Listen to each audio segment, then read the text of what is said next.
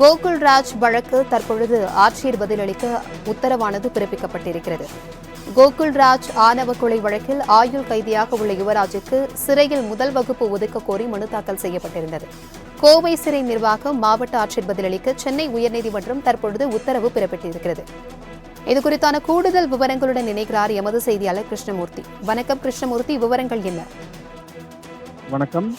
கோகுல்ராஜ் ஆணவ கொலை வழக்கில் மாவீரன் வீரன் சின்னமலை பேரவையின் தலைவர் யுவராஜுக்கு ஆயுள் தண்டனையானது விதிக்கப்பட்டிருந்தது.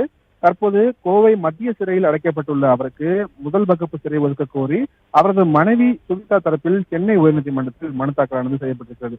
அதில் யுவராஜின் சமூக அந்தஸ்து மற்றும் அவரது கல்வி தகுதி ஆகியவற்றை அடிப்படையாக கொண்டு அவருக்கு முதல் வகுப்பு ஒதுக்க உத்தரவிட வேண்டும் என கோரிக்கை விடுக்கப்பட்டிருக்கிறது. இந்த மனு நீதிபதிகள் MS ரமேஷ் மற்றும் நீதிபதி சுந்தரமோகன் அடங்கிய அமர்வில் இன்று விசாரணைக்கு வந்தது. அப்போது மனுதாரர் சார்பில் ஆஜரான வழக்கறிஞர் காசிராஜன் தங்களது மனுவை முறையாக பரிசீலிக்காமல் ஆட்சியர் பரிந்துரைத்தபடி சிறை நிர்வாகம் நிராகரித்துள்ளதாக கூறியிருக்கிறார். கூடுதல் குற்றவியல் வழக்கறிஞர் ராஜ்திலக் ஆஜராகி மனு குறித்து பதிலளிக்க அவகாசம் வேண்டும் எனவும் கேட்டுக்கொண்டார்.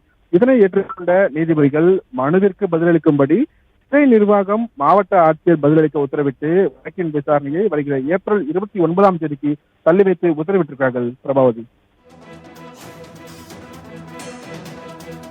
தகவல்களுக்கு நன்றி கிருஷ்ணமூர்த்தி.